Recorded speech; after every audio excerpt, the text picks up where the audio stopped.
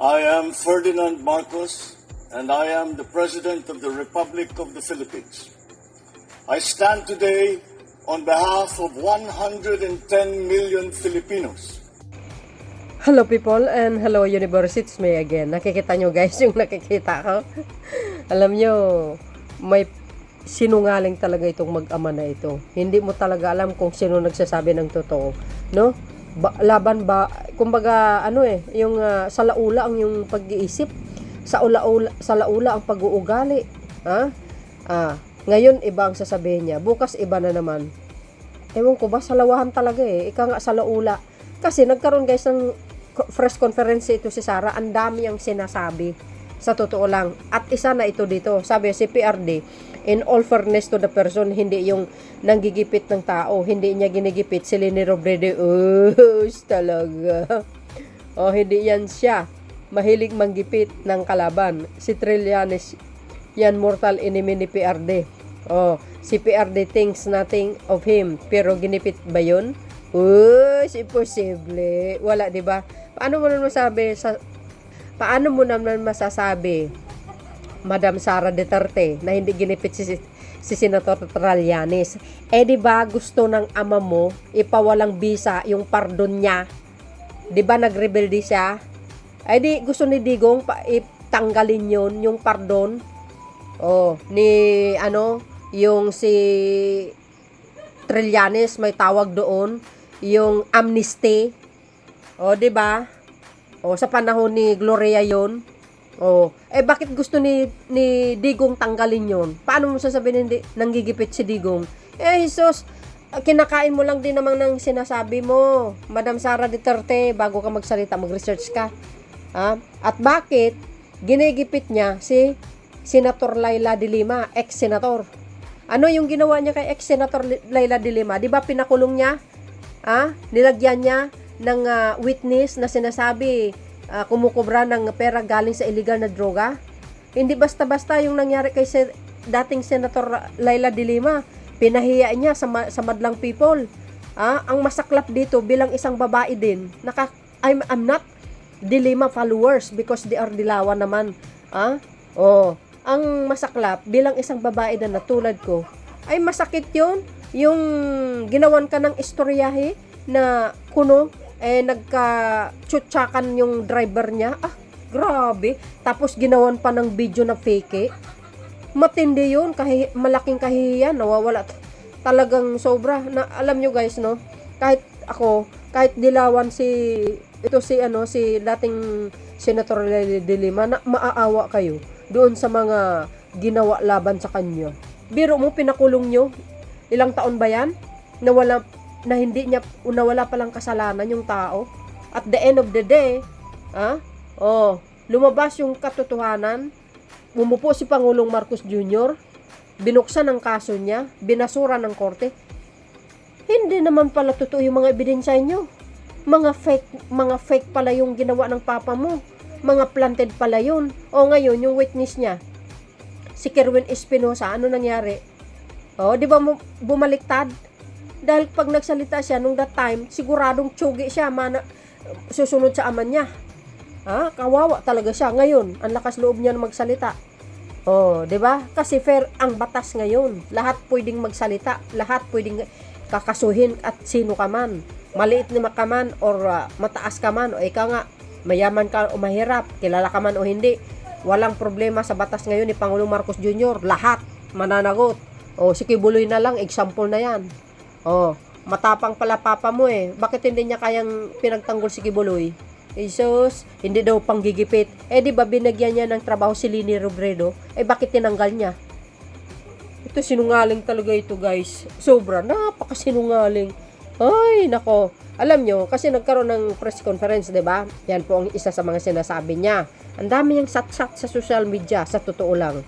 Sa bagay, ito si Sara Duterte, dito nyo nakikita ang kulay niya. Tapos mag-ambisyon magpangulo. Ano bang klaseng ugali ang mayroon dito? Dahil dito, mga kababayan, ito po yung sinabi ng kanyang ama. Hindi daw nanggigipit. Ito. Sabi niya, 'di ba, si PRD hindi yan siya mahilig manggigipit ng kalaban. Di nga. Ano sabi? Makukulong naman talaga yan si Laila eh. Sigurado yan. Oh. Si? Ha? Oh. Si? Sinungaling itong mag-ama na ito kahit kailan. Oh. Pakabubo naman ni Risa. Oh, di ba? Oh, ito pa isa, mamatay ka na, Lini. Ako napika ako sa iyo. Oh. Tingnan mo ang pag-uugali nito, si Digong. Pinaka-worst na presidente yan sa balat ng lupa. Bakit? Ikaw ba naman pinagmumura mo ang Diyos. Hindi naman, wala siyang, ito si Digong walang Diyos Ang Diyos nito Satanas. Kasi, pinagmumura niya ang Panginoon, mga kababayan. Kaya talagang sa nuknukan ng sama ng ugali nito, sa totoo lang. Tingnan nyo naman ang alam natin sa isang presidente, hindi nagmumura, very classy. Tulad ni Pangulong Marcos Jr., tingnan nyo ang pag-uugali, kung i-compare mo sa ugali ni Digong, ay, nako, wala pa sa dulo ng kuko. Si Pangulong Marcos Jr., very classy, very well-mannered, pinalaki ng maayos, maka-Diyos. Ito, walang Diyos ito. Grabe, pinagmumura niya ang, di ba, guys? Alam nyo naman yan trending yung ugali niya. Grabe, tingnan nyo. Grabe, di ba? Napakasinungaling. Tingnan natin nga yung mga nagko-comment. Sabi dito, mga kababayan, mga ginigipit ni Digong, iniisa talaga ni isang kababayan natin. Si De Lima, Trillanes, Linde Robredo, Franz Castro. Di ba? Mayor Espinosa, Mayor Halili, ABS-CBN, Rappler, Marisa, CJ Serrano, EJK, victims. Okay, paki-update po ang long list. OMG. Ito pa. It was proven, sabi niya gano'n, that distorted media report sometimes work to their advantage. Ganyan exactly what happened when Duterte ran for higher office. Nabudol ang buong Pilipinas. No more to Duterte politics. Tama yun, nabudol.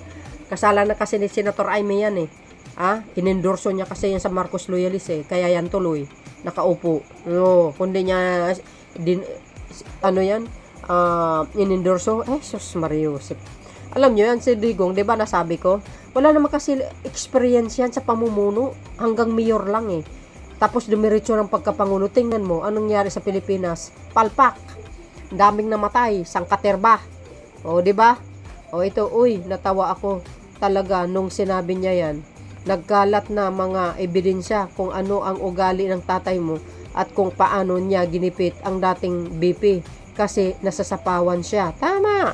At kung paano niya tintrato na parang kriminal si dating Senator Laila de Lima.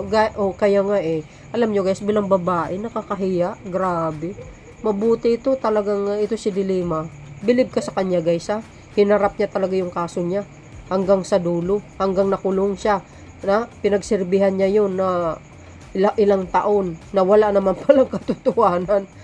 Ganyan kadugas si Dugong. Di ba?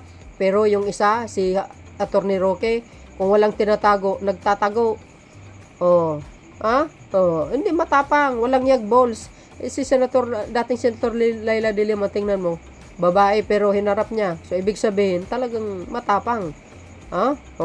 Pinaglalandakan niya, talaga walang siyang pagkakasala, no?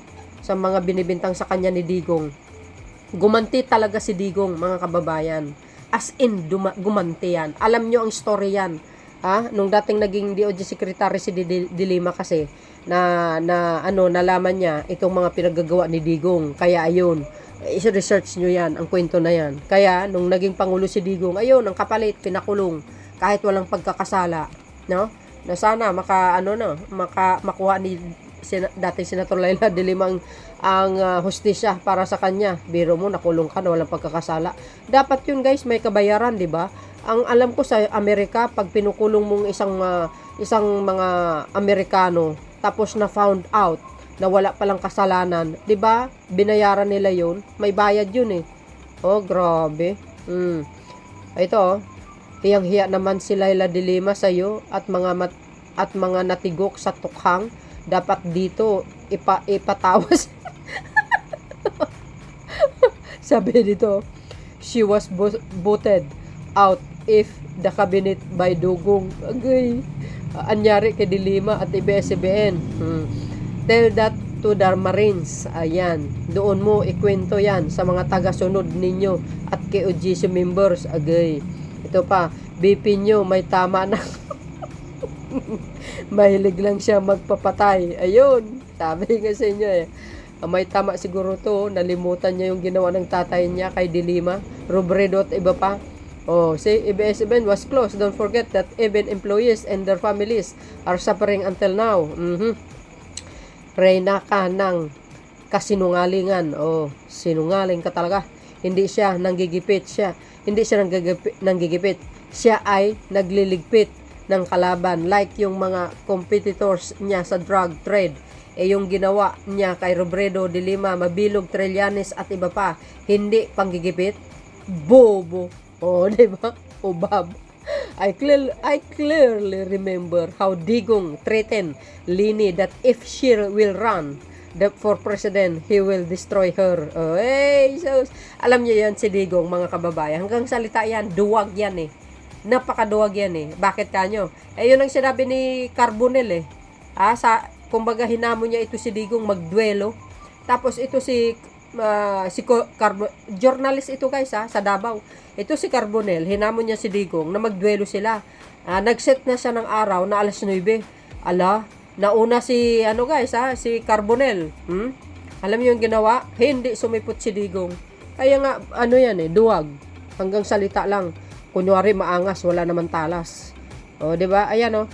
Oh, kaya siya nagsasalita ng ganyan para hayaan niya rin siya sa mga kapalpakan at sa pagwaldas ng pera ng bayan. 16 million bayad ng renta ng safe house for just 11 days. Sino ba tinatago niya dyan? Di ba? Totoo yun. Nabulgar na naman ang issue sa 125 confidential fund. Labas ko nga rin yan. No? So, dahil dito mga kababayan, palagay nyo dito. No? Di ba? Sinungaling. Dito makikita yung mga pag-uugali ng mga taong na wala talagang sapat na karanasan sa pamumuno. Sa totoo lang. So, yun mga kababayan. In-upload ko lang ito para malaman nyo kung gaano-kaano itong mga mag-ama na ito. So, yun guys. Maraming salamat sa watching. See you again on my next upload video. Bye. And babus. God bless Philippines.